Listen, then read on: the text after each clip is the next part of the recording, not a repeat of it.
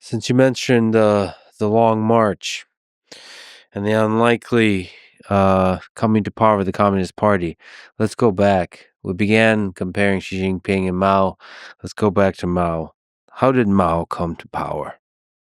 The road to Mao coming to power, we need to first say that China was under rule by emperors until 1911, overthrown by an upheaval that was partly by people who wanted to change China into a republic, but also some people who wanted to get rid of the last dynasty was a group of Manchu ruling families, so they saw them as like ethnic outsiders. So it was a strange combination of kind of ethnic nationalists who wanted China back under the control of Han Chinese, other people who thought the time for rule by emperors was over and wanted to establish a republic, and Sun Yat-sen became a first provisional president of this newly formed Republic of China. But then he got nudged out of power by a military strongman. And then there was a period where the country was really divided. Republic of China didn't have a strong government, but there were then two groups. One rallied around Sun Yat-sen, had founded something that became known as the Nationalist Party. And then there was a small group of people who formed a Communist Party. Mao was one of them. These were intellectuals who were part of the May 4th movement of 1919. They were inspired by Marxist ideas, but they were also just inspired by the Russian Revolution. Russia was nearby. It seemed good to think with. It had a largely rural population, and somehow it seemed to be getting strong in the world. And there was this interest in sort of how China could do that. And the newly formed Soviet Union did something very important. There were a group of foreign powers, including Tsarist Russia, that had gained big concessions out of China when, in 1900, the Boxer Uprising had taken place and then been crushed by a consortium of foreign powers who had gotten privileges and indemnities out of that.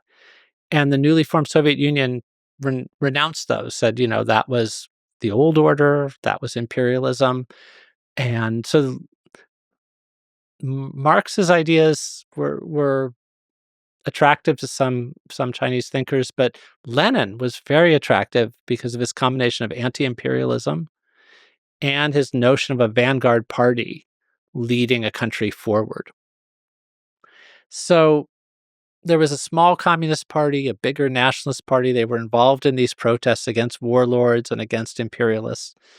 And while Sun Yat-sen was alive, Sun Yat-sen got the two parties to work together because Sun Yat-sen wasn't a Marxist. He didn't believe in class struggle, but he admired Lenin and Leninism. And so he said that actually the Communist Party and the Nationalist Party may have had different views of the path forward for China, but they agreed on who the enemies were.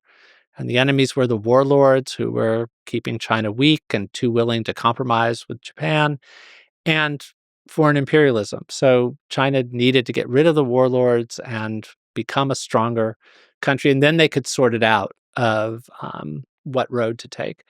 Sun Yat-sen dies in 1925, and his successor, Chiang Kai-shek, keeps the alliance going with the Communist Party, but in 1927, he turns against the communists and tries to carry out a purge against the Communist Party members. He's the head of the nationalists. He's the head of the nationalists. And he has some very different, he's a kind of culturally more conservative figure. But what's important in part about this is there are some members of the Chinese Communist Party who accept the basic ideas of Marxism, of revolution comes from the cities. But Mao has this idea that actually he loves this idea of peasant rebellions in China's past as driving history forward. And he starts writing about how, well, maybe in China's case, actually the peasantry, farmers can be a radical force. And so the Communist Party is on the run. It's being pushed around, but the nationalists are trying to exterminate them. But eventually, the nationalists and the communists ally again. after Japan invades China in the 1930s, they form what's called a Second United Front. But during this period, Mao is emerging as taking leadership in the Chinese Communist Party, and his idea of a different kind of vision of communist revolution that has the revolutionary vanguard somehow being the peasantry. After World War II, after the two parties have brokered a truce and sort of worked together against Japan, there's a civil war between the nationalists and the communists. And against all odds, the Communist Party wins. The Communist Party gets support from the Soviet Union.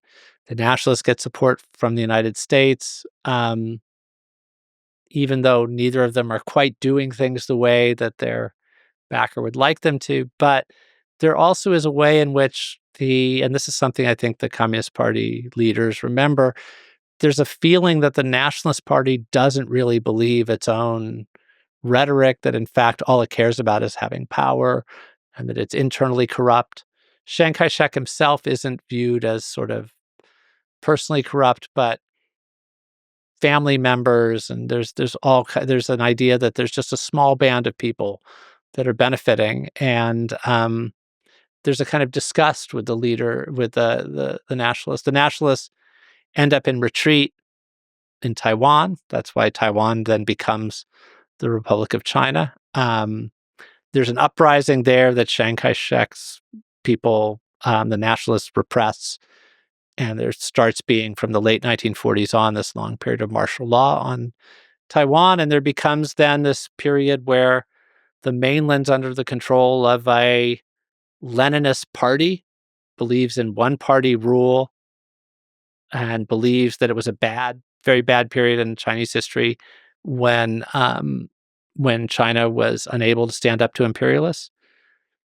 Taiwan's controlled by a Leninist party that believes in one-party rule, limits on participation, believes that it was a bad time when China was being bullied by imperialists.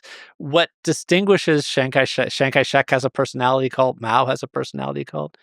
They have a lot in common, but one clear thing that makes them different is Chiang Kai-shek says that what's wrong with the Communist Party is they've abandoned Chinese traditional values of Confucianism. And Mao says that on the nationalists, what's really bad is they are still wedded to these traditional Chinese values of Confucianism. So cycling back to where we began Yeah. with Mao and Xi, you could actually say Xi Jinping in some ways is like living out the dream that Chiang Kai-shek had Mhm. of one-party rule and also kind of celebrating Confucianism. Yeah, there's elements. You've spoken about the elements of Chiang Kai-shek and Mao that Xi Jinping kind of combines. You've also mentioned an interesting, if we had, 100 hours to talk about, there's another interesting side effect similarity that you talk about where Xi Jinping's wife is out there, a known entity, a part of his public image, and same was the case with Chiang Kai-shek. Yes, and both of them, right, they had high-profile wives who were sort of celebrity figures and made a good impression globally and were more like kind of first ladies. But both Chiang Kai-shek and Xi Jinping oversaw a period of emphasizing more traditional patriarchal values Hmm. in China. And one of the things I didn't mention before, Xi Jinping has been very in this idea of trying to do away with difference within the PRC. He's been pushing against any kinds of feminist movements. So going So, back to Confucius. yeah, yeah, in some ways. I mean, there are people who will argue for a less patriarchal Confucianism, but it fits with that mode.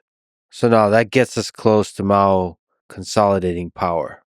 Then the story after 1949 with Mao is there were divisions within the Communist Party over sort of Mao was impatient. He wanted to transform the country quickly. He had a utopian streak. He thought just as the peasantry could sort of You didn't have to stick to the traditional pattern of moving slowly to socialism and then to communism. The Great Leap Forward was this disastrous policy of his that imagined China outdoing the West in a kind of quick industrialization and move like this. And it was just it just didn't, it just didn't work, and all kinds of things were wrong. And that would be a whole, there'd be a, we'd need a whole other session to do the Great Leap Forward and the Cultural Revolution. But one of the simple ways to think about it is Mao made these kind of disastrous moves and then was partially sidelined and then wanted to get back to power.